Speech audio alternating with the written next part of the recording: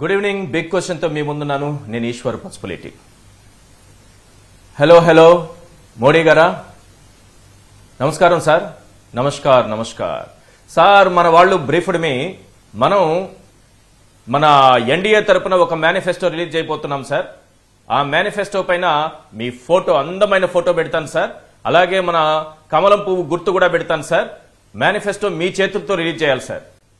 చూడు ఏటీఎం బాబు, 2014లో నా ఫోటో వేసావు, 650 హామీలు ఇచ్చావు, ఒక్కటంటే ఒక్కటి కూడా నెరవేర్చలేదు. ఆఖరికి ఏం చేశావు? నేను నిధులు ఇవ్వలేదని నిందలు నా పైన వేసి మోసం చేసి వెళ్లిపోయావు. ధర్నాలు చేశావు, దీక్షలు చేశావు, నన్ను తిట్టావు, టెర్రరిస్ట్ అన్నావు. సార్ మీరు ఇంకా ఆ విషయాలు మర్చిపోలేదా సార్? నేను మర్చిపోకపోయినా పెద్ద నష్టమేమీ లేదు. కానీ నువ్వు హామీలిచ్చి ఎగ్గొట్టింది మాత్రం ప్రజలు ఇప్పటికీ మర్చిపోలేదు. ఇప్పుడు నువ్విచ్చిన హామీల బడ్జెట్ ఎంతో నీకు తెలుసా? ఈ దేశంలో ఏ రాజకీయ పార్టీ ఏ హామీలు ఇచ్చిందో వాటన్నింటినీ కాపీ కొట్టి కుప్పగా ఒక చోట పోసి దానికి మేనిఫెస్టో అని పేరు పెట్టి దానికి నన్ను రమ్మంటే నేను రాను, గ్యారంటీ ఇవ్వను. సార్ మన వాళ్ళు బ్రీఫ్డ్ మీ కనీసం మీ ఫోటో అయినా వేసుకుంటాను సార్. నా ఫోటో వద్దు, నా సంతకం వద్దు, మా పార్టీ గుర్తు కూడా నీ మేనిఫెస్టో పైన ఉండకూడదు. ఫైనల్ గా ఒక విషయం చెప్తా. పొత్తు ఓకే, సీట్లు ఓకే, కానీ ఈ మేనిఫెస్టో మాత్రం నాట్ ఓకే. ఇదే ఖచ్చితంగా ఇదే చంద్రబాబు మోడీ గారికి కాల్ చేసి అడిగినప్పుడు వచ్చినటువంటి సమాధానం. అంతేనా? అసలు మోడీ గారు ఫోటో ఎందుకు లేదు? 2-3 గంటలు ఆలస్యం చేసి మోడీ గారు తన ఫోటో తీసేయమని చెప్పినప్పుడు దానికోసం మళ్లీ మేనిఫెస్టోను మళ్లీ ప్రింట్ చేసుకుని 2-3 గంటలు ఆలస్యంగా రిలీజ్ చేసుకోవాల్సినటువంటి దుస్థితి ఈ రోజు టీడీపీ జనసేనకు ఎందుకు ఏర్పడింది? కనీసం కమలం పువ్వు గుర్తు కూడా ఆ మేనిఫెస్టోపై లేకపోవడానికి కారణమేంటి? కనీసం రాష్ట్ర అధ్యక్షురాలు కూడా రాకపోవడానికి కారణమేంటి? ఢిల్లీ నుంచి వచ్చిన ప్రతినిధి కనీసం ఎడమ చేత్తో కూడా ఆ మేనిఫెస్టోని టచ్ చేయకపోవడానికి కారణమేంటి? ఇలా అనేక ప్రశ్నల మధ్య 10 ప్రశ్నలు ప్రధానంగా వినిపిస్తున్నాయి మోడీ గారి వాయిస్ నుంచి. మోడీ గారు ఏమన్నారన్న దానిపైనే వినిపిస్తోంది. రైట్, అవేంటో ఒక్కసారి స్క్రీన్ పైన చూద్దాం. క్వశ్చన్ నెంబర్ 1, పొత్తు ఓకే, సీట్లు ఓకే, మేనిఫెస్టో నాట్ ఓకే అని మోడీ అన్నారు. అవునా కాదా? నిజం చెప్పునారా? క్వశ్చన్ నెంబర్ 2, తన ఫోటో వద్దు, కమలం గుర్తు కూడా వద్దని మోడీ అన్నారు. అవునా కాదా? నిజం చెప్పునారా? క్వశ్చన్ నెంబర్ 3, నువ్విచ్చిన హామీల అమలు సాధ్యం కాదని మోడీ తేల్చేశారు. అవునా కాదా? నిజం చెప్పునారా? క్వశ్చన్ నెంబర్ 4, నువ్వు ఇచ్చింది సూపర్ 6 కాదు, సూపర్ సిక్ అని మోడీ తేల్చేశారు. అవునా కాదా? నిజం చెప్పునారా? క్వశ్చన్ నెంబర్ 5, నీ మేనిఫెస్టోని కనీసం టచ్ చేయొద్దని తన ప్రతినిధికి మోడీ చెప్పారు. అవునా కాదా? నిజం చెప్పునారా? క్వశ్చన్ నెంబర్ 6, 2014లో తన బొమ్మతో ప్రజలని మోసం చేశావని మోడీ గుర్తించారు. అవునా కాదా? నిజం చెప్పునారా? క్వశ్చన్ నెంబర్ 7, గతంలో హామీలను ఎగ్గొట్టి కేంద్రం నిధులు ఇవ్వలేదని నిందలు నాపై వేశావు కదా అని మోడీ అన్నారు. అవునా కాదా? నిజం చెప్పునారా? క్వశ్చన్ నెంబర్ 8, 2014లో రైతు రుణమాఫీ అని చెప్పి 84,000 కోట్లు ఎగ్గొట్టి ఇప్పుడు ఏడాదికి 20,000 ఇస్తానంటే రైతులు నమ్మరని మోడీ అన్నారు. అవునా కాదా? నిజం చెప్పునారా? క్వశ్చన్ నెంబర్ 9, ఇంటికో ఉద్యోగం అని చెప్పి మోసం చేసి 2,000 నిరుద్యోగ భృతి అని చెప్పి మోసం చేసి ఇప్పుడు 20 లక్షల ఉద్యోగాలు ఇస్తానంటే ప్రజలెవ్వరూ నమ్మరని మోడీ అన్నారు. అవునా కాదా? నిజం చెప్పునారా? క్వశ్చన్ నెంబర్ 10, నాడు 2,000 నిరుద్యోగ భృతి ఎగ్గొట్టిన నువ్వు ఇప్పుడు 3,000 ఇస్తానంటే ప్రజలు నమ్మరని మోడీ అన్నారు. అవునా కాదా? నిజం చెప్పునారా? ఈ 10 ప్రశ్నలకు చంద్రబాబు సమాధానం చెప్పాలి. రైట్, వీటిపైనే మనం చర్చించబోతున్నాం. చర్చలో పాల్గొంటున్నారు నాగార్జున రెడ్డి గారు, CA and senior analyst, Venkatareddy గారు, వైఎస్ఆర్సీపీ జాయింట్ సెక్రటరీ, ఇక బివి రావు గారు, మాజీ జనసేన నాయకులు, ప్రస్తుతం వైఎస్ఆర్సీపీలో వారు ఉన్నారు. నాగార్జున రెడ్డి గారు అలాగే బివి రావు గారు ఇద్దరు కూడా సీఏలే. వీళ్ళిద్దరూ కూడా ఈ రోజు చంద్రబాబు ఇచ్చినటువంటి ఈ హామీల విలువ ఎంత, అది ఆచరణ సాధ్యమేనా, ఇవి గాలి హామీల, బూటకపు హామీల, ప్రజల్ని ఓట్ల కోసం మభ్యపెట్టడానికి ఇచ్చిన హామీల తేల్చడానికి లెక్కలతో సహా సిద్ధంగా ఉంటారని నేను అనుకుంటున్నా. రైట్, ముందుగా నేను వెంకటరెడ్డి గారితో మాట్లాడుతున్నా. వెంకటరెడ్డి గారు, ఇప్పుడు నా చేతిలో ఉన్నది 2014 నాటి చంద్రబాబు మేనిఫెస్టోకి సంబంధించింది సార్. ఇందులో చంద్రబాబు ఉన్నారు, భలే నవ్వుతున్నారు సార్, అందమైన చిరునవ్వు, చక్కగా నవ్వుతున్నారు. పక్కన ఎన్టీ రామారావు గారు వదిలేద్దాం. ఇటువైపు పవన్ కళ్యాణ్, ఆ చివరిలో మోడీ గారు. సార్ అందరూ చక్కగా నవ్వుతున్నారు, చిక్కగా నవ్వుతున్నారు, కానీ ఇందులో ఇచ్చినటువంటి ఒక్క హామీ కూడా నెరవేర్చలేదు. ఇప్పుడు కట్ చేస్తే 2024 ఎన్నికలకు వచ్చేటప్పటికి మోడీ గారు తన ఫోటో వేయొద్దని చెప్పారు, కమలం గుర్తు కూడా కనిపించొద్దని చెప్పారు. ఎందుకు అప్పుడు 2014లో మాత్రం మోడీ గారు, పవన్ కళ్యాణ్, చంద్రబాబు చిక్కటి చిరునవ్వుతో చక్కగా మోసం చేసినట్టుగా ఈ మేనిఫెస్టో కనిపిస్తోంది. మరి ఇప్పుడు ఎందుకు వద్దన్నట్టు మోడీ గారు? ఈశ్వర్ గారు నమస్తే. ముందుగా మీకు ప్యానెల్లో ఉన్న అందరికీ అట్లానే సాక్షి టీవీ ప్రేక్షకులందరికీ నమస్కారాలు. ఇంకోటి మర్చిపోయారు సార్ మీరు, ఒక ఫోటో 2024 తెలుగుదేశం మేనిఫెస్టోలో రామారావు గారి ఫోటో కూడా లేదు. 2024 వాళ్ళు ఏదైతే ఇప్పుడు ప్రజాగలం అని ఏదో పెట్టారు, దాంట్లో ఎక్కడ నేను మళ్ళీ ఎత్తుకుతున్నా, ఇప్పుడు మీతో మాట్లాడుతూ గుర్తు చేశారు ఫోటో అని, ఎక్కడ బీజేపీ పేరు లేదు. రెండోది నందమూరి తారక రామారావు గారు అంటే తెలుగుదేశం పార్టీ వ్యవస్థాపక అధ్యక్షులు ఫోటో కూడా లేదు మేనిఫెస్టోలో. ఇది వైఎస్ఆర్ కాంగ్రెస్ పార్టీ 2024 మాకు సంబంధించిన మేనిఫెస్టో. రాజశేఖర రెడ్డి గారు, జగన్మోహన్ రెడ్డి గారు మేము ఏదైతే 2019లో ఏమైతే మేము ఇచ్చామో, ఏమేం చేసామో, ఇంకా దానికి కొనసాగింపుగా ఏమేం చేస్తున్నామో, ఏది అయితే ఇచ్చినవన్నీ ఇన్ని కంటిన్యూ చేస్తున్నాం మొత్తం మెన్షన్ చేస్తూ ఇచ్చినటువంటి మేనిఫెస్టో. సరే, చంద్రబాబు నాయుడు గారికి ఈ మేనిఫెస్టోలు కొత్త కాదు. ఎందుకంటే ఇప్పుడు మీరు చెప్పినటువంటి హామీలు 2014 హామీలను మీరు మెన్షన్ చేశారు కాబట్టి నేను ఒక్క మాట చెప్తాను సార్. 2004 సంవత్సరం నుంచి నేను మేనిఫెస్టోలో తెలుగుదేశం పార్టీ కొన్ని పాయింట్స్ తీసుకున్నా. 2004లో ఆ రోజు రాజశేఖర రెడ్డి గారు ఉచిత విద్యుత్ ఇస్తానంటే తీగల మీద బట్టలు ఆరేసుకోవాలి ఉచిత విద్యుత్ ఇస్తే అని చెప్పి మాట్లాడిన చంద్రబాబు నాయుడు 2004 మేనిఫెస్టోలోనే, అంటే రాజశేఖర రెడ్డి గారు అధికారంలోకి వస్తే ఇస్తానన్నప్పుడే ఆయన మేనిఫెస్టోలో 7 గంటలు బదులు 12 గంటల ఉచిత విద్యుత్, అది కూడా పగటిపూట అంట. 12 గంటలు పగటిపూట ఇస్తాను 2004 మేనిఫెస్టోలో పెట్టాడు. ఇప్పుడు 2024 మేనిఫెస్టోలోకి వచ్చేటప్పటికి 9 గంటల విద్యుత్ ఇస్తాడంట. అప్పుడే 12 గంటలు అని చెప్పి ఇప్పుడు 9 గంటలు. అంటే ఈ కాపీ బుద్ధులు చిన్నప్పటి నుంచి యూనివర్సిటీ నుంచి వచ్చిన కాపీ అలవాటు ఇలాగే రాజకీయాల్లో కొనసాగిందా? చిత్తూరు రైల్వే స్టేషన్ నుంచి కొట్టేయడం నుంచి వచ్చిన అలవాటు తర్వాత యూనివర్సిటీలో వచ్చింది. యూనివర్సిటీ నుంచి ఇప్పుడు పార్టీని కొట్టేయడం దగ్గర నుంచి కంటిన్యూ అవుతూ వచ్చింది. పార్టీని కూడా కొట్టేసిన పార్టీయే కదా, ఆయనే స్థాపించిన పార్టీ కాదు కదా.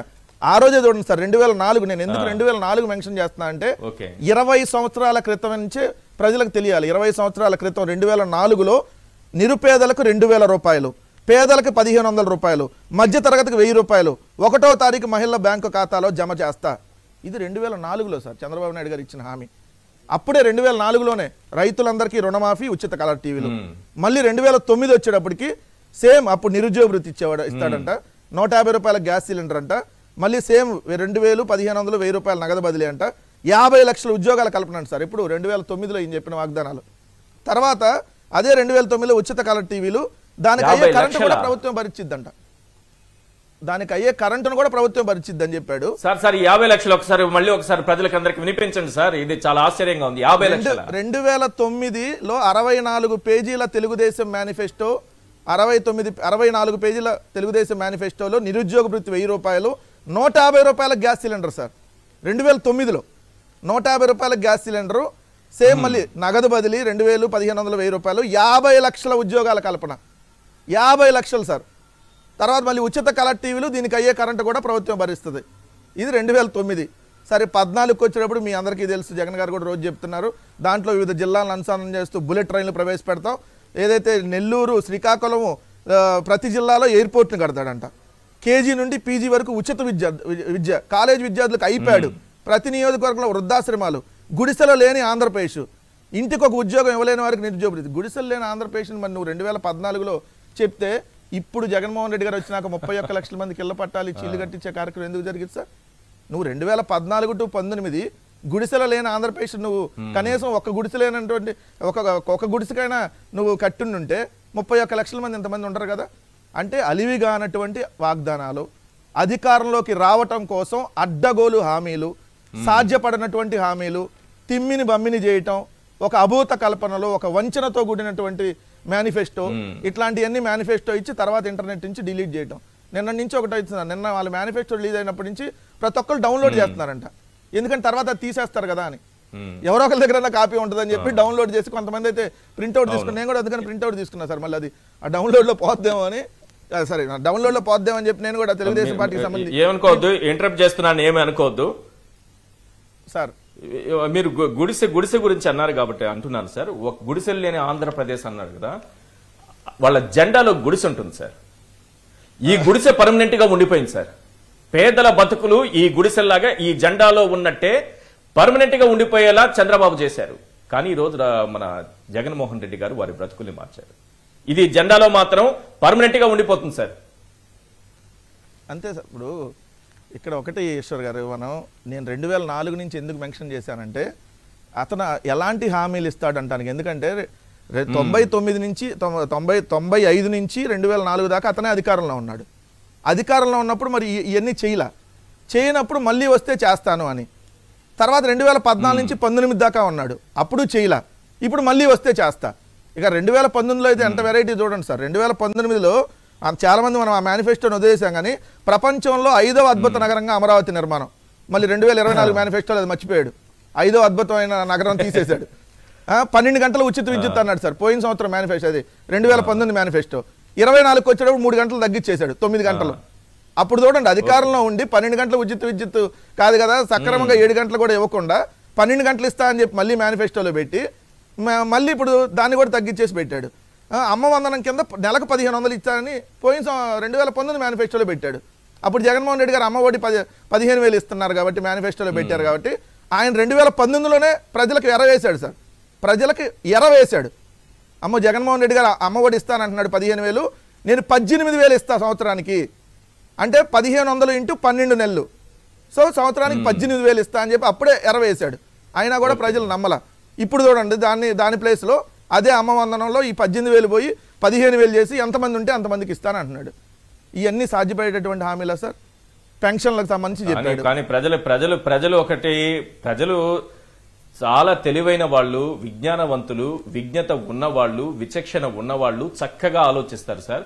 అమ్మ ఒడి అంటే ఒక తల్లికి పిల్లలు ఉంటే ఆ తల్లికి 15,000 ఇస్తుంటే అమ్మ ఒడి నాన్న బుడ్డి, ఈయన చేసినటువంటి ప్రచారం అవహేళనగా మాట్లాడి ఈ రోజు ఒకరికి కాదు నేను ఇద్దరికి ఇస్తా, ముగ్గురికి ఇస్తాను అని అంటే 3 బుడ్డీలు ఇస్తాను, 4 బుడ్డీలు ఇస్తానని చెప్పుకోవడమేనా ఇది? ఎంత దారుణం అంటే ఇదే కదా అన్నారు అమ్మ ఒడి అంటే నాన్న బుడ్డి అని.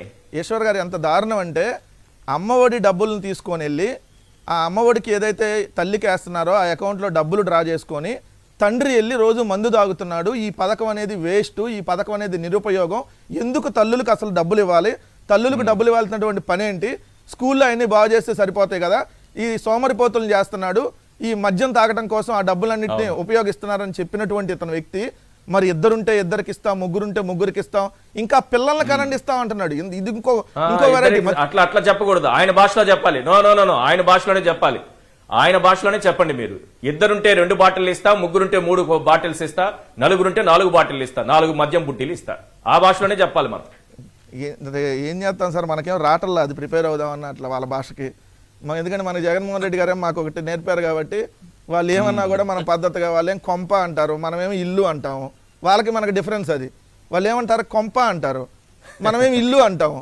ఇప్పుడు జూబ్లీ హిల్స్ కొంప అంటే వాళ్ళు కూడా అలానే మాట్లాడుకుంటారు. ఎందుకంటే బ్రాహ్మణ్ గారు కావచ్చు, భువనేశ్వర్ గారు కావచ్చు, ఈ పూట కొంపకు వస్తున్నావా లేదా, ఈ పూట తాడేపల్లి అదే ఈ పూట అదేంటి కరకట్ట కొంప దగ్గర ఉంటున్నావా, లేదంటే జూబ్లీ హిల్స్ కొంపకు వస్తావా అని మాట్లాడుకుంటారు. కాబట్టి రెగ్యులర్గా వాళ్ళకి ఆ భాష అలవాటు అయిపోతుంది. మాకేమో ఇప్పుడు ఇల్లు అనేది అలవాటు అయిపోయి ఈ ఇంటికి వస్తున్నారా లేదా అని అడుగుతారు కదా. మా భాష ఏమో అట్లా ఉంటుంది, వాళ్ళ భాష ఏమో అలా ఉంటుంది. కాబట్టి నేను ఇంకా ఎక్కువ డెప్త్లో దానికి వెళ్ళట్లేదు. కానీ ఒకటైతే క్లియర్గా చెప్తాను సార్, విలువలు విశ్వసనీయతతో కూడినటువంటి మేనిఫెస్టో ఒకవైపు ఉంది, అది వైఎస్ఆర్ కాంగ్రెస్ పార్టీ మేనిఫెస్టో. వంచనతో, అబోధ కల్పనతో, అసత్యాలతో, అబద్ధాలతో ప్రచారం చేసుకుంటూ ఏదైతే మేము ఆల్ ఫ్రీ ఇచ్చేస్తాం అనేటటువంటి ఒక మోసపూరితమైనటువంటి కూటమికి సంబంధించినటువంటి మోసపు ఫెస్టో అవతల వైపు ఉంది. యువతల మేనిఫెస్టో ఒక బైబుల్గా, ఒక భగవద్గీతగా, ఒక ఖురాన్గా భావిస్తున్నటువంటి మేనిఫెస్టో యువతలు ఉంటే, అవతల మేనిఫెస్టో అదొక అంటరానితనం, మేము పట్టుకోమని చెప్తున్నారు భారతీయ జనతా పార్టీ వాళ్ళు. మేము ముట్టుకోము, అది ఒక అంటరాని మేనిఫెస్టో అంటున్నారు. అదే అక్కడే కంపేర్ చేయండి. మాదేమో ఒక పవిత్ర గ్రంథం లాగా ఉన్న మేనిఫెస్టో, అవతల కూటమిలో ప్రధాన పార్టీగా, జాతీయ పార్టీగా ఉన్నటువంటి పార్టీ మేము ముట్టుకోము, ఇది అంటరాని మేనిఫెస్టో అంటుంది. యువతలేమో నేను ఇచ్చినటువంటి మేనిఫెస్టోలో చెప్పినవన్నీ జరిగితే నాకు ఓటు వేయండి అంటున్న వాళ్ళు యువతల పక్కుంటే, అవతల ఏదేదో చెప్తాడు, అసలు ఎన్నెన్ని చెప్తాడో తెలియదు, ఏది ఒక్కడు కూడా చేయనటువంటి వ్యక్తిగా అవతల చంద్రబాబు నాయుడు గారు వాళ్ళ మేనిఫెస్టో ఉంది. దయచేసి ప్రజలను గమనించమని చెప్తా ఉన్నాం. Right right. Sir Nagarjuna Reddy గారు, మోడీ గారు ఎందుకు ఈ మేనిఫెస్టోకి గ్యారంటీ ఇవ్వలేదు? చంద్రబాబు ఇచ్చినవి అలవి కాని హామీలు, అమలు చేయలేనటువంటి హామీలు అని ఆయన విశ్వసించారా? నిజానికి ఉమ్మడి మేనిఫెస్టో అంటే 3 పార్టీలు, కూటమి అంటే 3 పార్టీలకు సంబంధించింది ఉండాలి. ఉమ్మడి మేనిఫెస్టో అంటారు, కలిసేదేమో 3 పార్టీలు అంటారు, మేనిఫెస్టోలో మాత్రం 2 పార్టీలే కనిపిస్తాయి. ఏంటి సార్ కారణం? వెంకటరెడ్డి గారు, మిగిలిన ప్యానెల్ మెంబర్స్ అందరికి వెరీ గుడ్ ఈవినింగ్. యాక్చువల్ గా ఈశ్వర్ గారు, నేను నర్సరావుపేట నియోజకవర్గంలో అనిల్ కుమార్ గారిని ప్లస్ యాజ్ వెల్ యాజ్ నర్సరావుపేటకు సంబంధించినటువంటి గోపిరెడ్డి శ్రీనివాస్ రెడ్డి, అంబటి రాంబాబు వీళ్ళందరికీ క్యాంపెయిన్ కోసం వచ్చానన్నమాట. నేను ఇవాళ మీరు పిలిచారు కాబట్టి సాయంత్రం పూట క్యాంపెయిన్కి వెళ్లకుండా ఉన్నాను. యాక్చువల్గా సాయంత్రం పూట క్యాంపెయిన్ ఎక్కువ ఉంటుంది. ఓకే, ఎనీహౌ మంచి చాలా ఇంట్రెస్టింగ్ గా ఉంటుంది. చాలా మందిని కలిశాను, చిన్న చిన్న కమ్యూనిటీస్ కూడా కలిసారు. అంటే ప్రజలకు తెలియాలి కాబట్టి చెప్తున్నానండి. ఓకే, అనుపాలెము, దూపుడి ఇట్లాంటి విలేజెస్ కి వెళ్ళాను. దెన్ యాక్చువల్ గా బుందిలి అనేటువంటి కమ్యూనిటీ ఒకటి ఉందండి ఇక్కడ నర్సరాపేటలో. ఈ బుందిలి కమ్యూనిటీ వాళ్ళే 3000 ఓట్స్ ఉంటాయండి. వాళ్ళు యాక్చువల్ గా ఏంటంటే బుందేల్ ఖండ్ నుంచి వచ్చారండి. వాళ్ళు బుందేల్ ఖండ్ నుంచి కొన్ని తరాల కిందనే వచ్చారు. మొన్నటిదాకా వాళ్ళు ఏంటంటే జనరల్ కేటగిరీలో ఉండేవాళ్ళు. తర్వాత రాజశేఖర రెడ్డి గారి టైంలో, జగన్మోహన్ రెడ్డి గారి టైంలో వాళ్ళని బీసీస్ లో జాయిన్ చేశారు అనమాట. They are very happy. వాళ్ళు నన్ను కూడా పిలిచారు, నేను కూడా వాళ్ళతో మాట్లాడాను. దానికి టైలర్స్ ఫౌండేషన్ కి సంబంధించిన ఒక ఆమె వచ్చారు, అలాగే జంగా కమ్యూనిటీకి సంబంధించిన ఇంకొక ఆమె కూడా వచ్చారు. లేడీస్ అండి, వాళ్ళు ఎంత డైనమిక్ గా ఉన్నారండి. ఈశ్వర్ గారు, నాకు చాలా ఆశ్చర్యం వేసింది. అమ్మో, పల్నాడు జిల్లాలో కూడా ఇంత చైతన్యం ఉందా అని అనిపించింది అనమాట. వాళ్ళు మాట్లాడే తీరు కానీ, ఆర్గనైజ్ చేసినటువంటిది కానీ రియల్లీ ఎక్సలెంట్ అండి. రాత్రి 10 గంటలకి ఆ విలేజ్కి వెళ్తే అక్కడ కొంతమంది సాఫ్ట్వేర్ కంపెనీస్ లో అక్కడ పనిచేసే వాళ్ళు, పూనా, బెంగళూరు, బాంబే నుంచి పనిచేసే కుర్రోళ్ళు కూడా వచ్చారు అన్నట్టు. సరే, నన్ను అందరూ గుర్తుపడతారు కాబట్టి, అందరూ చాలా మంది గుర్తుపడతారు కాబట్టి అడిగారు. అందుకని నరసరావుపేట నియోజకవర్గంలో ఉండేటువంటి 7 అసెంబ్లీ నియోజకవర్గాల్లో అనిల్ కుమార్ యాదవ్ గారు మటుకు నేను చూసినంత వరకు, నేను కలెక్ట్ చేసినంత వరకు, అంటే ఈచ్ అండ్ ఎవ్రీ విలేజ్ లో కూడా ఎన్ని ఓట్లు ఉన్నాయి? 2500, 3000 ఉంటాయి. 75% పోలింగ్ జరుగుతుంది. ఆడవాళ్ళు ఎంతమంది, మగవాళ్ళు ఎంతమంది, కుల సమీకరణాలు ఎలాగా ఉన్నాయి, ఇవన్నీ చూసిన తర్వాత నాకు అనిపించింది ఏంటంటే, let me tell you very frankly అండి, ప్రజలకు కూడా తెలియాలి కాబట్టి చెప్తున్నాను. నరసరావుపేట నియోజకవర్గంలో అనిల్ కుమార్ యాదవ్ గారు 65,000 ఓట్ల మెజార్టీకి తగ్గకుండా గెలుస్తాడు అనేటువంటిది అనిపించింది నాకు. సమయ సందర్భం వచ్చింది కాబట్టి నేను చెప్తున్నాను అన్నమాట. ఇది సరే. ఇక మన చంద్రబాబు నాయుడు గారి సంగతి అంటే, ఇక మనం ఎంత తక్కువ మాట్లాడుకుంటే అంత మంచిది, కానీ ప్రజలకు తెలియాలి కాబట్టి చెప్పండి సార్. అందులోనే మీ ఎక్స్పీరియన్స్ చెప్పండి సార్. ఈ మేనిఫెస్టోల పైన ప్రజలు ఏమన్నా చర్చించుకుంటున్నారా? ఇటు జగన్ గారు రిలీజ్ చేశారు, అటు చంద్రబాబు రిలీజ్ చేశారు. చంద్రబాబు సూపర్ 6 అన్న తరువాత కూడా జగన్ గారు ఎక్కడ అటెంప్ట్ కాలేదు. వాస్తవ పరిస్థితులకి మన రెవెన్యూ ఎంత, మన బడ్జెట్ ఎంత అన్నదాన్ని చూసుకుని ఆయన చాలా జాగ్రత్తగా చేసినట్టుగా అనిపిస్తోంది, ఒక బాధ్యతతో చేసినట్టుగా అనిపిస్తోంది. ప్రజల్లో ఏమన్నా చర్చ ఉందా సార్? చాలా చర్చ ఉందండి దాని మీద. నన్నే చాలా మంది అడిగారండి. You won't believe it, even కొంతమంది 40-45 ఇయర్స్ ఏజ్ గ్రూప్ లో ఉండేటటువంటి వనితలు కూడా కొంతమంది అడిగారండి నన్ను, ఏంటండి ఇది సాధ్యం అవుతుందా? ఆయన ఏందో 20,000 ఇస్తానంటాడు, 16,000 కాదు 17,000 అంటాడు, 4,000 పెన్షన్ అంటాడు, ఎంత కుదురుతాయండి? అప్పుడేమో శ్రీలంక అయిపోతుంది అనేసి అన్నాడు, మరి ఇప్పుడు ఏంటండి ఎలా చెప్తాడు? ఇవన్నీ కుదిరేయానండి అని అడిగారు నన్ను, చాలా మంది అడిగారు. అంటే కొత్తగా ఓటర్ లిస్ట్ లో జాయిన్ అయిన వాళ్ళు అడిగారు, మహిళలు అడిగారు, యంగ్స్టర్స్ అడిగారు, 2-3 సార్లు ఓట్లేసిన వాళ్ళు అడిగారు. ఈ విలేజెస్ లో అండి వాళ్ళ అభిప్రాయం ఏంటంటే, ఈ చంద్రబాబు నాయుడు ఏదో చెప్తాడండి, చేసేదొడదు సచ్చేదొడదు పాడు ప్రచోదలండి అని చాలా నవ్వుకున్నారనమాట వాళ్ళందరూ. ఈ మీకు బాగానే అనాలిసిస్ చేస్తూ ఉంటారు కదండి, మీరు చెప్పండి దీనికి ఖర్చు ఎంత అవుతుంది అనేసి. అంటే నేను చెప్పేది ఏందా బాబు, క్లియర్ గానే కనపడతా ఉంది కదా, ఇంచుమించుగా 1,25,000 కోట్లు ఖర్చు అవుతుంది. ఆంధ్రప్రదేశ్ బడ్జెటే 2,50,000 కోట్లు ఉంటది. అందులో జీతాలు ఇవ్వడానికి దానికి దీనికినే ఇంచుమించుగా నీకు 1,00,000 కోట్లు ఖర్చు అయిపోతాయి. ఆ మిగిలిన ఏంటంటే 1,50,000 కోట్లలో ఈ 1,20,000 కోట్లు పోతే ఇంక నీకు అసలు అభివృద్ధికి అవకాశం ఎక్కడ ఉంటుందా? ఏం మిగులుతుంది కనుక? ఒక పక్క ఏమో ఈ బటన్ నొక్కే బాబు మూలకంగా శ్రీలంక అయిపోయిందని చెప్పి ఒక పక్క ఆయనే అంటాడు, ఆయన ఇచ్చేదానికంటే ఎక్కువ ఇస్తానని చెప్పి మళ్ళీ ఏనంటాడండి. ఏందండి ఇది? ఏదో చంద్రబాబు నాయుడుకి ఏదో ఏజ్ మూలకంగా ఇంకెందుకులేండి ఆ మాట చెప్పకూడదు, కానీ చాలా మంది అదే మాటలో ఉన్నారండి. అంటే 20-22 సంవత్సరాల వయసులో ఉన్నటువంటి వాళ్ళ దగ్గర నుంచి 65 సంవత్సరాల వయసులో ఉండేటువంటి వాళ్ళందరూ ఓట్లేసేవాళ్ళు. వాళ్ళందరూ చెప్పేది ఒకటేనండి, అయ్యే ముసలాడు ఏదో అంటూ ఉంటాడండి, ఆయన కొడుకుని సీఎంఏ చేద్దామని కోరిక, వాడేమో పప్పుగాడు, అయ్యేది లేదు చచ్చేది లేదు. ఆ మోడీ గారికి ఏమో ఎంత మాట్లాడడం ఇష్టం లేదు. ఆ మోడీ గారు చాలా తెలివిగా అమిత్ షా గారి భుజాల మీద పెట్టి వాడు కనుక వస్తే ఏదో ఒకటి మాట్లాడి పంపించు బాబు, ఎందుకు అనవసరం నా టైం తింటారని చెప్పి అమిత్ షా మీద పెట్టాడు. జనాలు అనుకుంటున్న మాట అండి ఇది. ఆ ప్రజలు చూడండి ఎంత తెలివిగా ఆలోచిస్తున్నారు. నిజంగా మీరు నేను కూడా అంత ఆలోచించమేమనిపించింది నాకు. అమిత్ షా మీద పెట్టారు, తిప్పుకున్నాడు ఇంక చివరికి సావంటరా బాబు మీ సావు, మాకు పెద్ద ఓట్లు వచ్చేది లేదు, సీట్లు వచ్చేది లేదు, మీకు గెలిచేది లేదు, మీరు సావేదో మీరు పడండి అన్నారు అని చెప్పి ఏదో నడిచిపోతుంటదండి. చిలకలూరుపేటలో చూసాం కదండి నాగార్జున రెడ్డి గారు ఏం జరిగిందో. మోడీ గారు ఏమన్నా జగన్మోహన్ రెడ్డిని ఒక మాట అన్నాడా? అలాగని చెప్పి వాళ్ళని ఏమన్నా పొగిడాడా? కాదు కదా. వాళ్ళు ఇండిపెండెంట్ గా పోటీగానే చేస్తే ఇంతకుముందు 18% ఓట్లు వచ్చినాయండి. నాగార్జున రెడ్డి గారు మీకు నాకు తెలిసిందే కదా. కొంతమంది యువకులు చెప్పిన మాట అండి, 45 years ఏజ్ గ్రూప్ లో ఉన్నవాళ్ళు నాతోటి అనమాట. అంటే 18% నీకు ఎట్లా తెలిసాయంటే, ఊరుకోండి సార్ మీరు మమ్మల్ని టెస్ట్ చేస్తున్నారా మాత్రం తెలియదాయండి. ఎంత చైతన్యం ఉందో చూడండి సార్ ప్రజల్లో. ఈశ్వర్ గారు ఎక్సలెంట్ అండి, రియల్ ఐఎమ్ వెరీ హ్యాపీ అనమాట. నేను ఇంతకుముందు మా బాబాయిలు వాడు పోటీ చేసినప్పుడు 40 ఏళ్ల కింద ప్రచారానికి వెళ్ళాను, కానీ ఈ మధ్యకాలం ఎక్కడ వెళ్ళలేదు. సరే ఫస్ట్ టైం ఈసారి ఏంటంటే వెళ్ళి తీరాల్సిందే అన్న ఉద్దేశంతో వచ్చాను. మహిళలలో చైతన్యం చాలా ఉందండి.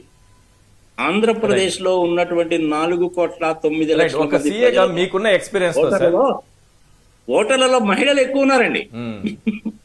వాళ్ళలో చాలా చైతన్యం ఉంది. ఈయన చంద్రబాబు నాయుడు ఏదో అనుకుంటాడు కానీ ఏదో వాళ్ళందరూ వేసేస్తారు, 15,000 బదులు 20,000 ఇస్తానంటే అదంటే ఇదంటే సంగతి. ఒక్కళ్ళకి 13,500 15,000 రూపాయలు డబ్బులు ఇస్తేనే అమరావతులు తిట్టి శ్రీలంక అయిపోయింది అంటాడు. ఎంతమంది ఉంటే అంతమంది కానీ ఇస్తాడు. బుర్ర తలకాయలో ఉంటుందా మోకాల్లో ఉంటుందా అండి? ఈశ్వర్ గారు ఐఎమ్ వెరీ సారీ. చంద్రబాబు ఇచ్చినటువంటి హామీలు ఆచరణ సాధ్యమేనా? అస్సలు సాధ్యం కాదు సార్. అది 20 లక్షల కోట్లు అవుతుంది సార్. అది ఎట్ట కుదురుతుందండి? అది కుదిరేది చెప్పాలి. ఎట్ట కుదురుతుంది చెప్పండి? అది 12 గంటల దగ్గర నుంచి 9 గంటలకు ఎందుకు తగ్గించావు? గాడిదలు గాడి తగ్గించావా? బుర్ర తలకాయలో ఉందా మోకాల్లో ఉందని? I'm sorry to use this. ఇప్పుడు మనకి నేషనల్ గ్రిడ్ ఉందండి. జమ్మూ కాశ్మీర్ లో తయారైన పవర్ కన్యాకుమారిలో కొనుక్కోవచ్చు, ఆంధ్రప్రదేశ్ లో కొనుక్కోవచ్చు, తెలంగాణలో కొనుక్కోవచ్చు. ఆ మాత్రం తెలియదండి ఆయనకి? స్టాటిస్టిక్స్ తెలియదు ఆయనకి. అప్పుడు 12 గంటలు ఇచ్చి ఇప్పుడు 9 గంటలు ఇవ్వడం ఏంటండి? అవసరమైతే ₹1 ఖర్చు పెట్టారు సరే, పవర్ కొని ఇవ్వాలి రైతులకి. 3 గంటలు తగ్గించడం ఏంటి? బుర్ర తలకాయలో ఉందా మోకాల్లో ఉందండి? కుటుంబంలో ఎంతమందికి ఉంటే అంతమందికి ఇస్తావా? ఏం మాట్లాడి అని పనికిమాల మాట్లాడి చెప్తాడు. చేసేది ఉండదు, సచ్చేది ఉండదు. జనాలకి ఏమో అబద్ధాలు చెప్తాడు. ఆ అబద్ధాలను కవర్ చేసుకోవడానికి ఇంకా 4 అబద్ధాలు ఆడతాడు. చార్టర్డ్ అకౌంటెంట్స్ మాకు ఆ మాత్రం లెక్కలు తెలియవండి. జనాలందరికీ చెప్పవా? మాలాంటి వాళ్ళు బయటకు వెళ్ళి చెప్పరా? మీలాంటి వాళ్ళు మమ్మల్ని టీవీ పిలిచి తడిస్తే మేము చెప్పవా? ఆ మాత్రం కామన్ సెన్స్ ఉండదండి ఆయనకి. నోటికి ఎంత మాట వస్తే అంత మాట మాట్లాడటం, ఏది పడితే అది వాగ్దానాలు చేసేయడమేనా? ఎప్పుడైనా కానీ వాగ్దానాలు ఎవడు చేస్తాడంటే చేయడం చేతగానేటువంటి వాడు, కుదరవు అన్న సంగతి ముందే తెలిసినటువంటి వాడు చేస్తాడు సార్. మోడీ గారికి ఇవన్నీ తెలుసండి. మోడీ గారికి కూడా మంచి టీమే ఉంది. ఎంఆర్ వెంకటేష్ అని ఒక ఆయన ఉంటాడు. ఆయన చార్టర్డ్ అకౌంటెంట్, లా 2 హైకోర్టులో సుప్రీంకోర్టులో ప్రాక్టీస్ చేస్తుంటాడు. Is a good friend of mine. ఆయన చెప్తుంటాడు, ఆయన మోడీ కోర్టు టీమ్ లో ఉన్నాడండి. ఆయన చెప్తుంటాడు అనమాట, ఏదైనా వెంకటేష్ ఏంటి ఇలా అయిపోయింది సంగతి సమాచారం అంటే, ఏముందండి మోడీ గారికి అసలు కలవడం ఇష్టం లేదు. ఈ బాధపడలేక అమిత్ షా నెత్తి మీద పెట్టాడండి. అమిత్ షా ఏదో మసి మరాడిగా చేసి ఏదో మీ మీరు సమాంతరాన్ని పంపించేశాడని చాలా క్యాజువల్ గా చెప్పాడు. Is a very confidential person అండి. అక్కడి నుంచి ఇన్ఫర్మేషన్ తీసుకున్నా నేను మీకు చెప్తున్నాను. నేనే మోడీతో మాట్లాడే వాడు కాదు, అమిత్ షాతో మాట్లాడే కాదు. మోడీ గారితో ఎప్పుడో 2008 లో ఒకసారి అహ్మదాబాద్ ఎయిర్పోర్ట్ లో మాట్లాడాను. తర్వాత 2012 లో పాపం గాంధీనగర్ లో కలిసినప్పుడు మాట్లాడాను ఆయన తోటి. తర్వాత ఈ ప్రోటోకాల్స్ మారిపోతాయి కాబట్టి మనకు కలవడానికి కుదరదు. అఫ్ కోర్స్ ఈసారి నేను ఆయన ప్రమాణ స్వీకారాన్ని కూడా వెళ్తున్నాను అనుకోండి, that is different thing. Narasaraopet నియోజకవర్గం పరిస్థితి అయితే ఇదండి. నేను ఇంకా ఒంగోలు వెళ్ళాలి, ఆలగడ్డ వెళ్ళాలి, విజయవాడలో కేసీఆర్ నాని తరఫున కూడా వెళ్ళాలి. చంద్రబాబు నాయుడు చేసినటువంటి వాగ్దానాలు నెరవేర్చడు. చాలా కాస్ట్లీ ఎఫ్ఐఆర్, కుదిరే పని కాదు, ఇంకా అప్పులు పాలు అవుతుంది. అసలు 10 లక్షల కోట్లు అప్పైందండి. నాకు అర్థం కాదు. బుర్ర తలకాయలో మోకాల యూస్లెస్ ఫెలోస్ ఏం ఆడతారండి వాళ్ళు? 4,42,442 కోట్ల రూపాయల అప్పుని పార్లమెంట్ లో అడిగిన క్వశ్చన్ కి కేంద్ర మంత్రి సమాధానం చెప్పిన తర్వాత కూడా యూజ్లెస్ ఫెలోస్ 10 లక్షల కోట్లు 10 లక్షల కోట్లు అంటారు ఏంటండి? వీళ్ళకి 4 లక్షలకు 10 లక్షలకి తేడా తెలియదండి. అన్ని మొత్తం అప్పులు సార్. ఆ 4 లక్షల కోట్లు ఇందులో కూడా ఒక పాయింట్ చెప్పాలి మనం. 4 లక్షల కోట్ల అప్పులు అనేది చంద్రబాబుతో సహా చేసుకుంటూ వచ్చినటువంటి అప్పులు ఇవి. ఇప్పుడు జగన్మోహన్ రెడ్డి గారు వచ్చిన తర్వాత చేసిన ఇప్పుడు రాష్ట్రం మీద ఉన్న అప్పులు అంటే 2014 నుంచి చంద్రబాబు 5 ఏళ్లు చేశారు కదా, అప్పుడు కూడా అప్పులు చేశారు. కనుక చేసినట్టయితే ఆంధ్రప్రదేశ్ విభజన జరిగినప్పుడు మనకు షేర్కి వచ్చిన అప్పు అనేటువంటిది 96,000 కోట్లు అండి. వడ్డీతో సహా కలుపుకొని యాజ్ ఆన్ 2nd జూన్ 2014 మన ఆంధ్రప్రదేశ్ రాష్ట్రానికి సంబంధించిన డబ్బు 1,13,000 కోట్లు.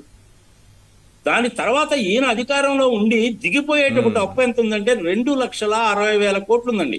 కార్పొరేషన్స్ తీసుకున్న 1,00,000 కోట్లు వేరే అండి. మళ్ళీ మరి మీకు అక్కడే 1,50,000 కోట్లు అప్పు చేసిన సంగతి తెలుస్తుందిగా.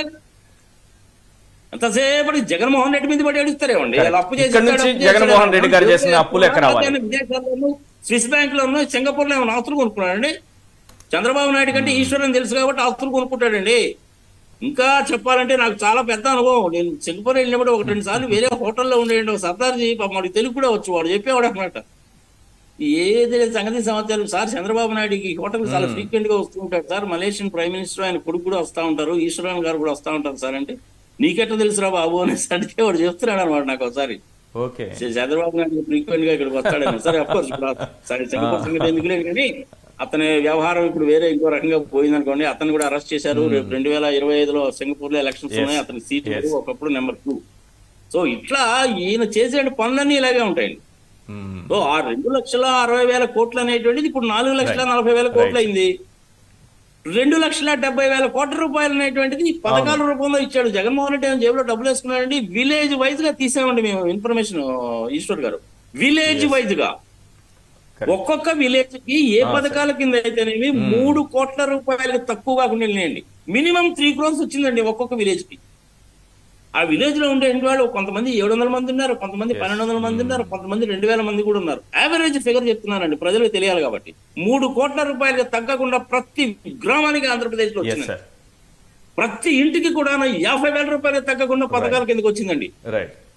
దీని మూలకంగా 2,20,000 రూపాయలు అనేటువంటిది డిఫరెన్స్ అండి. 2,60,000 కన్నా 4,40,000 మధ్యలో డిఫరెన్స్ ఎంత ఉంటుందండి మీకు? 1,80,000 కోట్లే. అంతకుముందు చేసిన అప్పులకు వడ్డీలు కూడా కట్టారుగా. అంతే కదా సార్. ఇలా కట్టుకుంటూ వస్తూ కరోనా కాలంలో కూడా నువ్వు చక్కగా కాపాడుకొని నిజంగా పోలీస్ డిపార్ట్మెంట్ వాళ్ళకన్నా ఈ హెల్త్ డిపార్ట్మెంట్ వాళ్ళకి చేతులు జోడించిన నమస్తే చెప్పాలండి. ప్రపంచంలో అంత చేటు చేసిన వాళ్ళు ఎవరు లేరండి. వరల్డ్ హెల్త్ ఆర్గనైజేషన్ వాళ్ళు కూడా అప్రిషియేట్ చేశారు. ఇట్లాంటివన్నీ ఏమో చంద్రబాబు నాయుడు ఏమో జనాలకి చెప్పడు. మీలాంటి వాడు మమ్మల్ని పిలిచేమో చెప్తారు, అడుగుతారు, మేమేమో చెప్తాము. మమ్మల్ని ఏమో అమరాబుద్ధులు తిట్టి కింద కామెంట్ పెడతారు, రాత్రి కూడా పోయేడు కారత్తాలు పాల్గొడతారు. ఇది మా పరిస్థితి. డిఫరెన్స్ ఎంతండి? అక్కడ 1,80,000 కోట్లే. అది లెక్క చూసుకోండి, ఎక్కడైనా దొరుకుతుంది. ఆ 1,80,000 కోట్లకి ఇంకొక 90,000 కోట్లు జోడించే కదండి ఈయన ఈ పథకాలు ఇచ్చింది. జగన్మోహన్ రెడ్డి ఏమైనా జేబులో వేసుకున్నాడు. యూజ్లెస్ ఫెలోస్, పని పట్టాలనేటువంటి వాళ్ళందరూ కూడాను ఈ damn dirty bloody idiotic illogical immoral illogical fellows అందరూ ఒక దగ్గర చేరి అదే పనిగా డబ్బా కొడతా ఉంటారు అనమాట. చస్తనేమండి బాబు ఇప్పుడు మాటలు వెళ్ళాక. నేను అందుకనే ఈసారి ఏంటంటే ఏమైనా సరే ప్రజల్లోకి వెళ్లాల్సిందే, ప్రచారంలోకి చెప్పాల్సిందే అనే ఉద్దేశంతో తెగబడే వచ్చారు. పల్నాడు ప్రాంతానికి సంబంధించిన వాడు కాబట్టి ఆ మాత్రం ఇంట్రెస్ట్ ఉంటుంది కదండి. రైట్. అందుకని చంద్రబాబు నాయుడు చెప్పేటువంటి మాటలు పట్టించుకోకూడదు.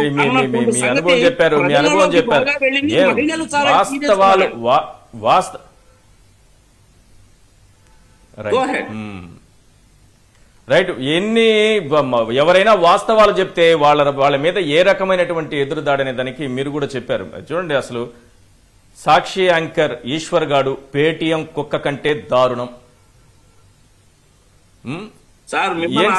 నేను కూడా ఇలాంటివి అంటే మీరు చెప్పారు కాబట్టి నా ఎక్స్పీరియన్స్ కామెంట్స్ కాదు సార్, నా పైన వీడియోస్ చేసి పెట్టి నీకెందుకురా నువ్వేంద్రా చెప్పేది మాకు తెలియదు మమ్మల్ని కూడా పెడతారు అనుకుంటే అనుకోని నిజం చెప్పడానికి భయం ఎందుకు? అరే ఈ కామెంట్స్ అన్నిటి మేము అలవాటు పడ్డాం సార్. ఏది కామెంట్స్ ను పట్టించుకుంటామా?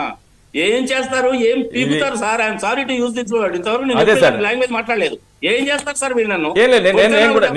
నేను కూడా అందుకే సార్ వాళ్ళ పేర్లు కూడా నేను చెప్పట్లేదు. అరే చెత్త లోఫర్ నా డాష్ ఇక నేను చదవలేను. సాక్షి ఈశ్వర్ గాడిని ఉతికి ఆరేశాడు.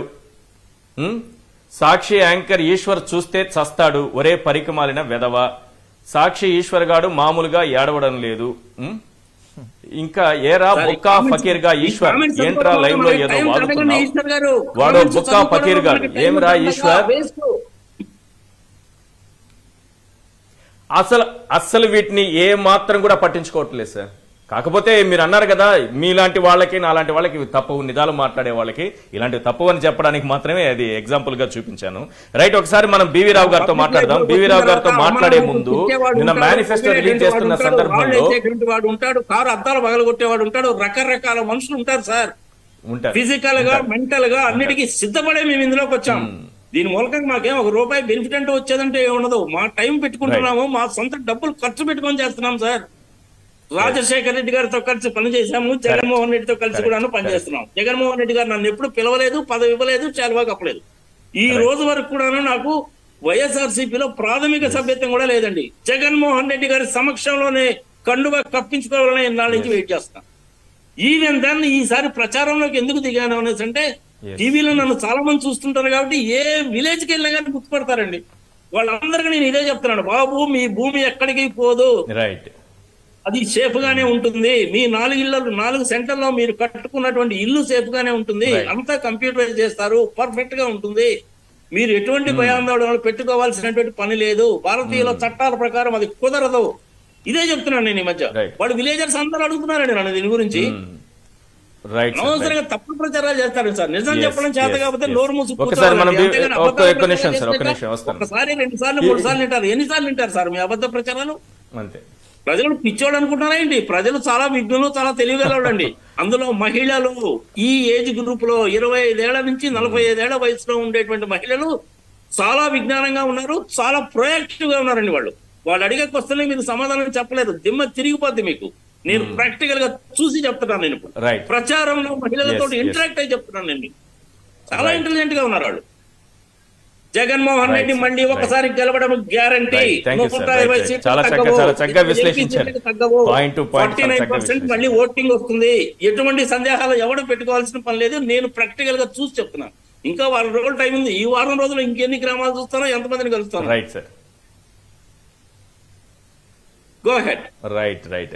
బివి రావు గారితో మాట్లాడదాం. మాట్లాడే ముందు నిన్న మేనిఫెస్టో రిలీజ్ సమయంలో ఢిల్లీ నుంచి వచ్చినటువంటి బీజేపీ ప్రతినిధి సిద్ధార్థ్ గారు కనీసం మేనిఫెస్టోను టచ్ చేయలేదు. ఇప్పుడు ఫోటో లేకపోవడం వేరు, మోడీ గారి ఆమోదం లేకపోవడం వేరు, లేకపోతే ఆ హామీలకు మోడీ గారి గ్యారంటీ లేకపోవడం వేరు. అసలు మేనిఫెస్టోను టచ్ చేయడానికి ఇబ్బంది ఏముంది? దానికి కనీసం ఎడం చేత్తో కూడా టచ్ చేయలేదు. వెంటనే ఆయన పొమ్మను ఆ విజువల్ ఒక్కసారి ప్లే చేయండి. అది చాలా ఆసక్తికరంగా, రాష్ట్రం అంతా ఆసక్తికరంగా చూశారు.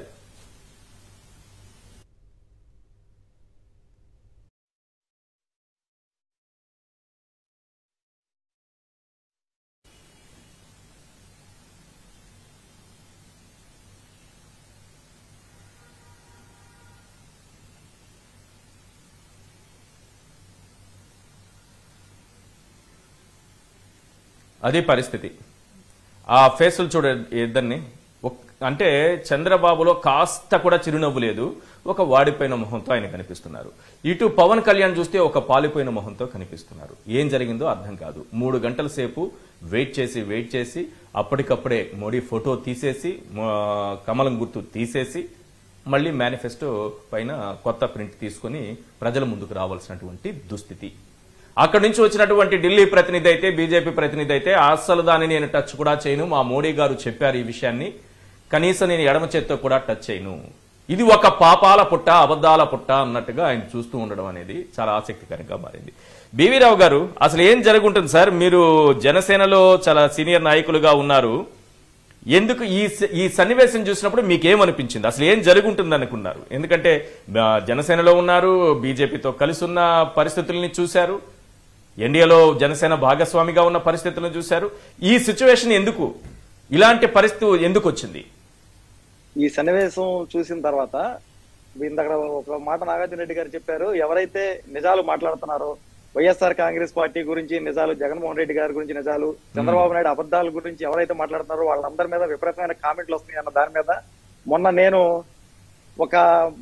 మీరు ఇక ఎన్నికల అఫిడవిట్ దానిలో మనం ఒక లైవ్ డిబేట్ లోకి తీసుకున్నప్పుడు సీఏ చదివిన నేను 10th క్లాస్ చదివిన పవన్ కళ్యాణ్ దగ్గర మోసపోయినా చెప్పింది రాష్ట్రం అంతా విపరీతంగా వైరల్ అయితే నన్ను దాన్ని తట్టుకోలేక విపరీతంగా ట్రోల్ చేసి, నా మీద కూడా విపరీతమైన ట్రోల్స్, విపరీతమైన నెగిటివ్ రిమార్క్స్, నా మీద వీడియోస్ కూడా రిలీజ్ చేసి, నా మీద, నా కుటుంబం మీద విపరీతంగా వీడియోస్ కూడా రిలీజ్ చేసి, వీళ్ళందరూ కూడా నన్ను మానసిక ఇదికి గురి చేయడానికి చాలా తీవ్రంగా ప్రయత్నాలు చేసి రిలీజ్ చేశారు. ఇప్పుడు ఈ మేనిఫెస్టో చూసిన తర్వాత నాకేమనిపిస్తుందంటే, జూన్ 4 తర్వాత ఇంకా పవన్ కళ్యాణ్ గారి పార్టీ జనసేన పార్టీ ఉండదు, వీళ్ళందరూ కూడా ఇంకెలా అధికారంలోకి రారు కాబట్టి నేను 10th క్లాస్ ఆయన ఇచ్చిన అఫిడవిట్ లో చెప్పిన దానికే వీళ్ళందరూ కూడా ఇంత బాధపడ్డారు కాబట్టి ఒక మాజీ జనసేన పార్టీ నేతగా పవన్ కళ్యాణ్ గారి శ్రేయస్సు కోరుకునేవాడుగా జూన్ 4 నుంచి ఖాళీగా ఉండి సినిమాలు చేసుకుంటారు కాబట్టి ఈ మేనిఫెస్టోని ఎవరు నమ్మరు కాబట్టి ఆయన 2 లక్షల పుస్తకాలు చదివారు కాబట్టి సంవత్సరానికి ఒక 5-6 పుస్తకాలు చదివితే డిగ్రీ చదవచ్చు. ఓపెన్ స్కూల్లో డిగ్రీ చదువుకుని తర్వాత అవసరమైతే పీజీ చదువుకుని ఆయన 2029కి మళ్ళీ పోటీ చేసేప్పుడు అఫిడవిట్ లో అన్న ఒక గ్రాడ్యుయేట్ గా ఒక పోస్ట్ గ్రాడ్యుయేట్ గా ఉండాలని చెప్పి సలహా ఇస్తున్నాను. అవసరమైతే నాగార్జున రెడ్డి గారు మేము కొంతమంది కూడా ఏమన్నా సబ్జెక్ట్స్ లో డౌట్స్ ఉంటే చెప్పడానికి కూడా రెడీగానే ఉన్నాము. మీరందరూ కూడా బాధపడకుండా వాళ్ళు 10th క్లాస్ పాస్ అయిందని నిజం చెప్పినందుకు ఎవరు కూడా బాధపడకుండా ఆయన డిగ్రీ చదవడానికి ఓపెన్ స్కూల్లో చదువుకోమని సినిమాలు చేస్తూ కాలక్షేపంగా రేపు 5 సంవత్సరాలు ఖాళీగా ఉంటారు కాబట్టి చేసుకోమని 2 లక్షల పుస్తకాలు చదివిన ఆయనకి సంవత్సరానికి ఒక 5 పుస్తకాలు చదవడం కూడా పెద్ద విషయం కాదనేది ఒక సలహా ఇవ్వదలుచుకున్నా. ఈ మేనిఫెస్టో తర్వాత ఖచ్చితంగా కూడా జూన్ 4 తర్వాత ఖాళీగానే ఉంటారు కాబట్టి ఈ యొక్క దీని మేనిఫెస్టో అనడం కంటే ప్రధానంగా ఒక మాట అనొచ్చు. అసలు ఈ చంద్రబాబు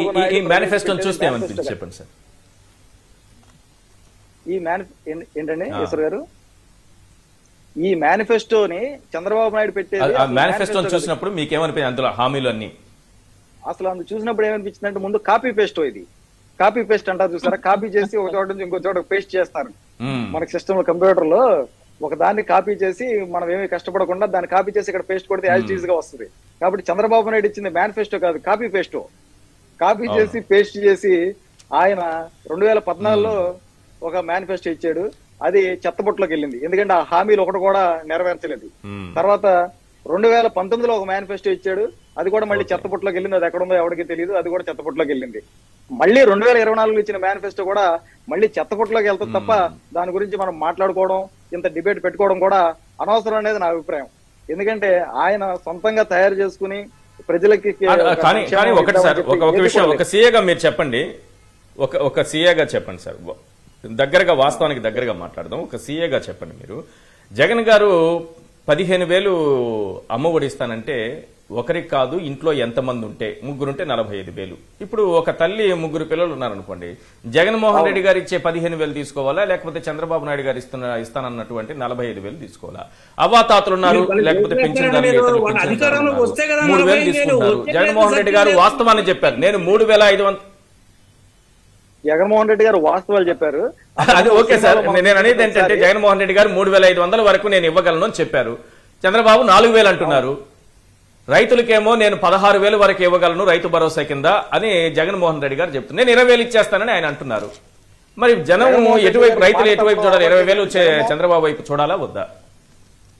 చంద్రబాబు నాయుడు సినిమాలో మనం చూసినట్లయితే బాబు మోహన్ ఒకసారి ఊరందరినీ పిలిచి నేను కొండనెత్తుతానని రమ్మంటాడు. అందరూ వచ్చిన తర్వాత ఆ కొండను తీసి మీరు అందరూ తీసుకొచ్చి నా భుజాల మీద పెట్టండి, అప్పుడు నేను మోస్తానని చెప్తాడు. అట్లా చంద్రబాబు నాయుడు కూడా ఎలా చేసేది లేదు చచ్చేది లేదు కాబట్టి అందరూ కూడా ఓట్లు వేసినప్పుడు సంగతి కదా అని చెప్పి బాబు మోహన్ ఆ కొండను తెచ్చి నా మీద పెడితే నేను మోస్తాననిపించిన సంతాన ఈ రోజు నా చంద్రబాబు నాయుడు చెప్తున్నాడు. చంద్రబాబు నాయుడు ఇచ్చిన మేనిఫెస్టో ఒక అబద్ధాల పూటక మేనిఫెస్టో అని, అది అమలు సాధ్యం కాదనే విషయం ఒక చార్ట్ అకౌంటెంట్ గా నాగార్జున రెడ్డి గారు నేనే అవసరం లేదు దానికి. ఒక సాధారణ పౌరులందరికీ ఈ రోజున ప్రతి ఒక్కరికి చదువు లేని వాళ్ళు కూడా అందరు కూడా రాష్ట్ర ప్రజలందరూ కూడా తెలుసు. ఎందుకంటే జగన్మోహన్ రెడ్డి గారు సంక్షేమ పథకాలనేమో ఆ రోజున వీళ్ళు ఎద్దేవా చేసి ఈ రోజున అమ్మ ఒడి ఇస్తున్నారు, సంక్షేమం ఇస్తున్నారు, ప్రతి ఇంటికి పెన్షన్లు ఇస్తున్నారు, బటన్లు నొక్కుతున్నారు. ఇలా బటన్లు నొక్కుతూ పోతే శ్రీలంక అయిపోద్దని చెప్పిన వీళ్ళు ఈ రోజున జగన్మోహన్ రెడ్డి గారు ఏదైతే చేస్తున్నారో దానికన్నా మెరుగ్గా చేస్తారు. అంటే ఏంటి, వీళ్ళు ఆ రోజు చెప్పిందని అబద్ధం ఉండాలి, లేదా జగన్మోహన్ రెడ్డి గారి పరిపాలన చాలా బాగుందని ఈ రోజున చంద్రబాబు నాయుడు సర్టిఫికేట్ ఇచ్చినట్టు అర్థం దానికి. ఎందుకంటే జగన్మోహన్ రెడ్డి గారు ఏ పథకం సర్టిఫికేట్ ఇచ్చారు చంద్రబాబు నాయుడు. ఈ రోజున చంద్రబాబు నాయుడు పవన్ కళ్యాణ్ వీళ్ళిద్దరు కూర్చుని జగన్మోహన్ రెడ్డి 5 సంవత్సరాలు అద్భుతమైన పరిపాలన చేశారని సర్టిఫికేట్ ఇచ్చారు. ఎందుకంటే ఆయన చేయట్లేదని మొన్నటిదాకా ఏడ్చారు, ఆయన చేస్తే శ్రీలంక లాగా అయిపోతుంది ఆయన ఇచ్చే పథకాల వల్ల అని చెప్పారు. ఇప్పుడు జగన్మోహన్ రెడ్డి గారు ఏదైతే చేశారో దాన్నే మేము ఇంకా చేస్తాం. జగన్మోహన్ రెడ్డి గారు 1 ఇస్తే మేము 2 ఇస్తాం, ఆయన 2 ఇస్తే 3 ఇస్తాం, 3 ఇస్తే 4. అంటే జగన్మోహన్ రెడ్డి గారు బాగా చేస్తున్నారని వీళ్ళు ఒప్పుకున్నట్టే కదా. ఇంకా జగన్మోహన్ రెడ్డి గారు వాస్తవికంగా ఒక విశ్వసనీయతతో చేసేది చెప్తున్నారు. వీళ్ళు ఎప్పుడు కూడా గతంలో నిరుద్యోగ భృతి 2,000 ఇస్తామన్నారు, అప్పుడు అధికారంలోకి వచ్చినప్పుడే ఇవ్వలేదు. గతంలో ఇంకా రుణమాఫీ చేస్తామన్నారు, చేయలేదు. రైతు రుణమాఫీ చేస్తామన్నారు, చేయలేదు.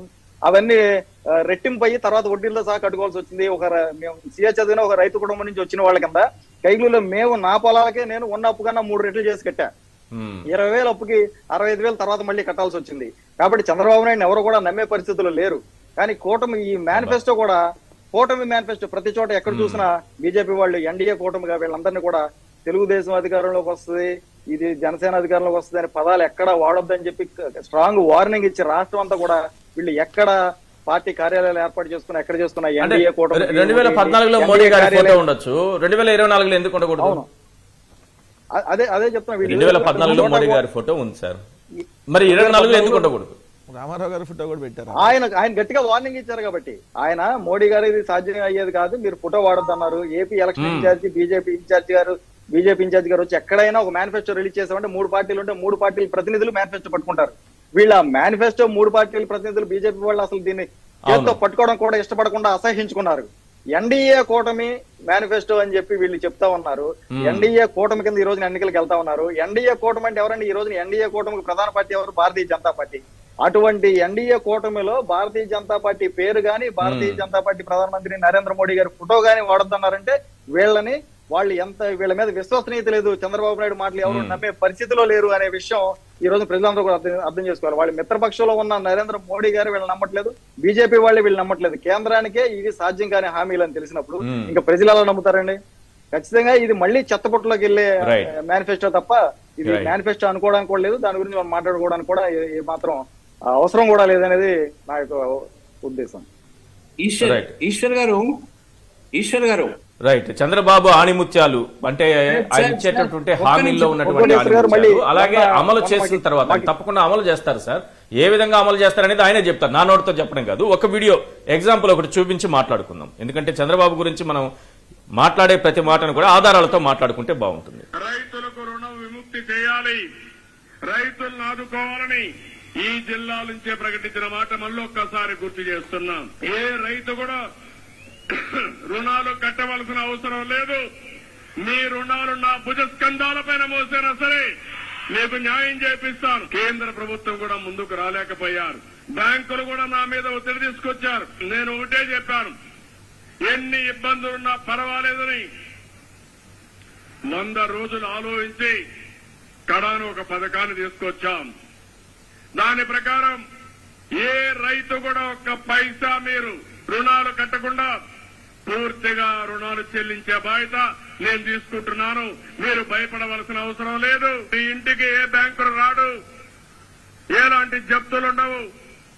ఈ నెల 22వ తారీఖున 20% బ్యాంకుల్లో వేసి ఆ తర్వాత మీ రుణాలు రీషెడ్యూల్ చేసి తిరిగి మీకు అప్పించే బాధ్యత నేను తీసుకుంటున్నాను. రుణమాఫీలు ఎక్కడ రుణమాఫీలు ఇచ్చేసే 1 టైం సెటిల్మెంట్ అయిపోయింది. ఇంకేం చేస్తారు? అయిపోయింది. పూర్తిగా చేస్తారే. ఆ రోజు ఏదైతే చెప్పామో వాళ్ళకి ఇవ్వాల్సినటువంటి 1.5 lakh 1 టైం అన్నారు, 1 టైం ఇచ్చేసారు. పూర్తిగా చేస్తాను ఎవరు చెప్పారు? నువ్వు చెప్పుకోండి. ఇట్లా ఆశ నేను చెప్పేంట ప్రతి ఒక్కరికి కూడా ఒక ఓపిక ఉండాలా. నేను చెప్పిన మాట అమలు చేస్తున్నా. ఆ రోజు 1.5 lakh మీలాంటి వాళ్ళు ఒకరిద్దరుంటే ఈ ప్రాబ్లమ్స్ వస్తున్నాయి. రియల్ గా చెప్తానా, ఏమనుకోవద్దండి. అది కూడా నేను చెప్పాల్సి వస్తుంది పబ్లిక్ కి. చెప్పకపోతే నేను ఫెయిల్ అవుతాను. నేను 1.5 lakh చెప్పాను, 1.5 lakh ఇచ్చాం. నువ్వేమన్నా అంతా చేస్తానంట. నీకెవరు చెప్పారు? రాత్రి కల వచ్చింది నీకు. This is where I'm sorry. Democracy కూడా మీనింగ్ ఉండాలి. విచ్చలవిడతనం వస్తేనే ఈ ప్రాబ్లమ్స్ వస్తాయి.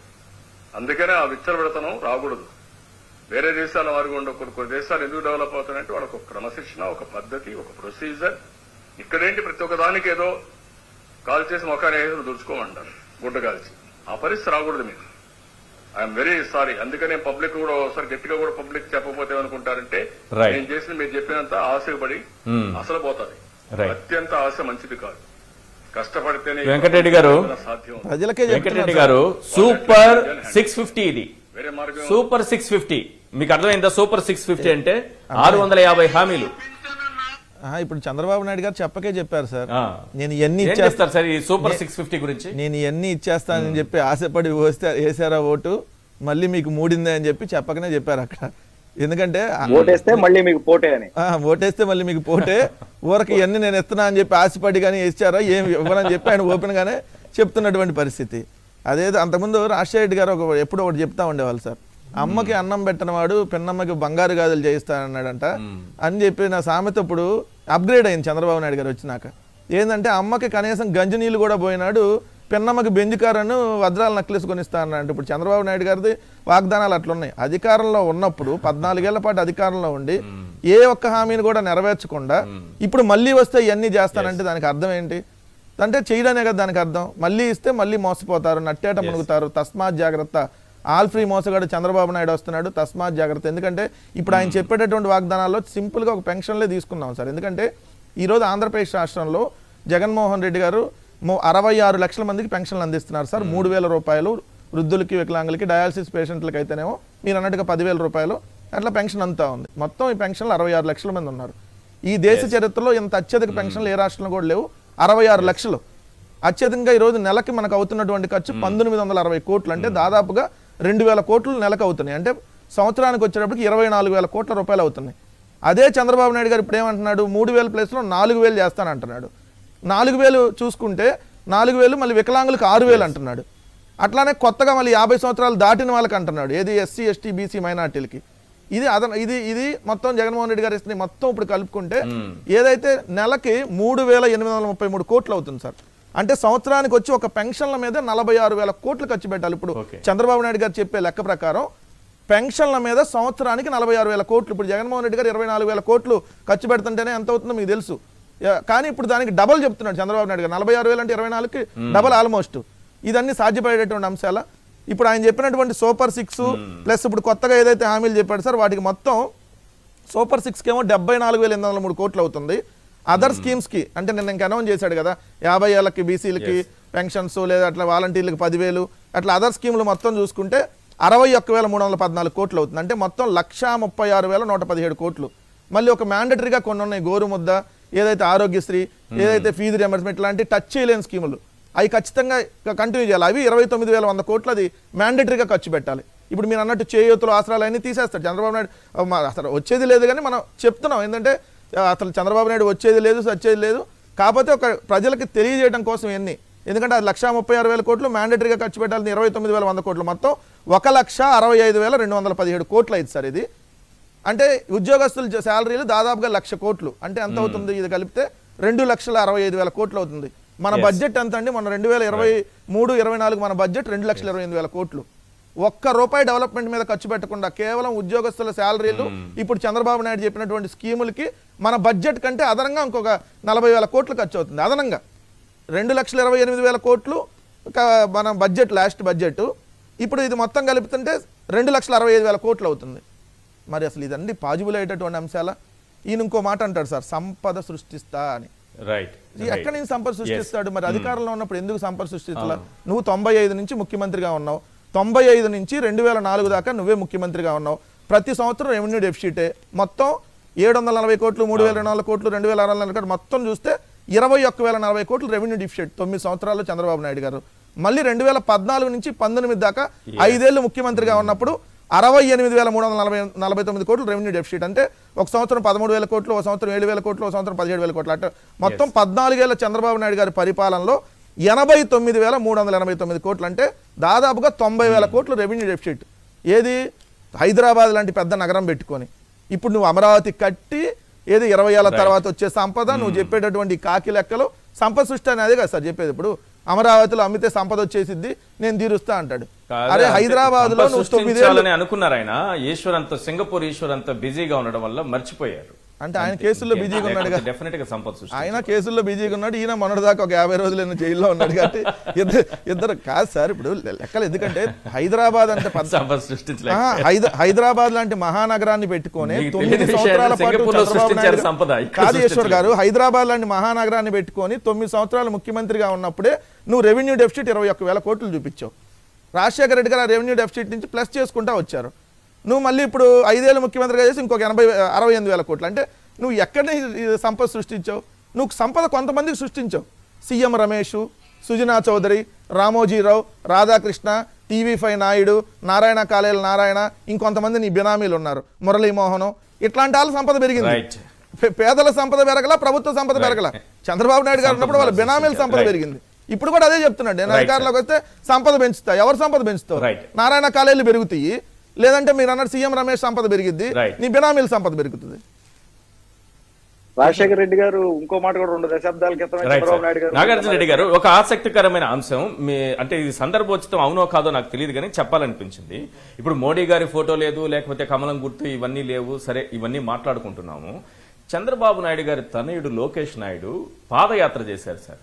ఈ పాదయాత్రలో అన్ని వర్గాలు ఎవరు పాదయాత్ర చేసినా ప్రజల కష్టాలు ఏంటి, వాళ్ళకి ఏం కావాలి, వాళ్ళ అవసరాలు ఏంటి, ఎట్లాంటి పథకాలు కావాలి, దాన్ని మెరుగుపరచడానికి ఏం నిర్ణయాలు చేయాలి అనేది ఎవరైనా చేస్తారు. ఆయన రెడ్ బుక్ లో పేర్లు నోట్ చేసుకోవడం తప్పిస్తే ఇన్ని రోజులు నేను పాదయాత్ర చేశాను, ఈ పాదయాత్రలో నేను గమనించిన అంశాలు, వీటి పరిష్కారం కోసం నా తండ్రి గారితో కూర్చొని మాట్లాడి ఈ మేనిఫెస్టోలో ఈ విషయాలు పెట్టాను అని ఆయన ఎందుకు చెప్పలేదు? పక్కన ఆయన ఎందుకు లేరు? తన తండ్రి అయినటువంటి నారా చంద్రబాబు నాయుడు కూడా లోకేష్ చెప్పినటువంటి అంశాలు కూడా ఇందులో పొందుపరిచారనే మాట ఎందుకు అనలేకపోయారు? ఎందుకు ఆ పాదయాత్ర? లోకేష్ ఎందుకు? ఇక సార్ లోకేష్ స్టాన్ఫర్డ్ యూనివర్సిటీలో చదువుకున్నాడు సార్. బివి రావు లాగా, నాలాగా, వెంకటరెడ్డి గారి లాగా ప్రజల్లో చదువుకోలేదు, ప్రజల్లో ఉండలేదు సార్. స్టాన్ఫర్డ్ లో చదివాడు ఆయన. ఏమనుకుంటున్నారు మీరు? అసలు స్టాన్ఫర్డ్ వాళ్ళు ఆయన సీట్ ఎట్టిచ్చారో, డిగ్రీ ఎట్టిచ్చారనేది నాకు ఇప్పటికి కూడా పెద్ద $1 బిలియన్ క్వశ్చన్. తీసేయండి, ఏదో అంటూ ఉంటారు. లోకేష్ అనేటువంటి మాటలు, పవన్ కళ్యాణ్ అనే మాటలు కూడా మనం పట్టించుకుంటే ఎట్లా సార్? చూడండి ఎంత దారుణంగా మాడతారు వాళ్ళు. మేము అధికారంలోకి వస్తే క్వాలిటీ లిక్కరు చీపుగా ఇస్తాము. ఎవడే ముఖ్యమంత్రి కావాలనుకునేటువంటి వాడు 14 ఏళ్ళు ముఖ్యమంత్రిగా చేసినటువంటి వాడు బుర్ర తలకాయలో ఉంటుందో మోకాల్లో ఉంటుందండి? మద్యపానాన్ని ఆల్ టుగెదర్ తీసేస్తామని చెప్పండి. ఒక్క రాష్ట్రంలో తీసేయడానికి కుదరదు అని చెప్పండి. దేశం అంతా తీసేయాలని చెప్పండి. బీజేపీ వాళ్ళతో కలిసినారు కాబట్టి. మేము అధికారంలోకి వస్తే క్వాలిటీ లెక్క చీపుగా ఇస్తా ఉంటాడు ఏంటండి? నాకు అర్థం కదా. మందు దాగి మాట్లాడా, ఎట్లా మాట్లాడాడండి ఆయన? Very sorry to use this word. ఎవరైనా చెప్తారండి ఎట్లా? దాని గురించి మళ్ళీ TV5 లో డిబేటు. ఆ TV5 లో డిబేట్ లో పిలిచినప్పుడు ఎవరా బాబు అనేసంటే జీవీ రెడ్డి అని ఒక ఆయన పిలుస్తాడు. ఆయనేమో నేను శారడాకుండా ఉంటాయని చెప్పుకొని తిరిగేవాడు. కాదన్న సంగతి తెలిసిన తర్వాత మా మీద కూడా ఎగబడ్డాడు.